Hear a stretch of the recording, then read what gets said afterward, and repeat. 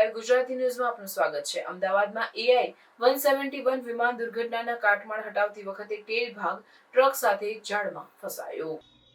અમદાવાદમાં 12 જૂન 2025ના રોજ થયેલા એર ઇન્ડિયા ફ્લાઇટના AI-171ના ભયાનક વિમાન દુર્ઘટના પછી કાટમાળને હટાવવાની કામગીરી ચાલી રહી છે।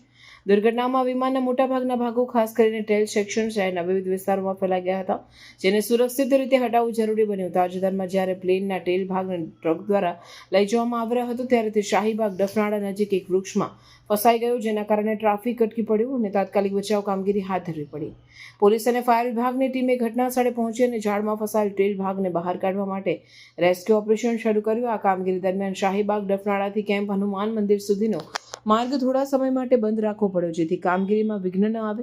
ટીમે ઝડપી કામગીરી કરીને ટેલ ભાગને સુરક્ષિત રીતે બહાર કાઢી તેને વધુ તપાસ માટે એરપોર્ટ ખાતે સ્થિત ગુજ સેલ બિલ્ડિંગ ખાતે મોકલવામાં આવ્યો, જ્યાં AAIB તેની કસ્ટડીમાં રાખશે।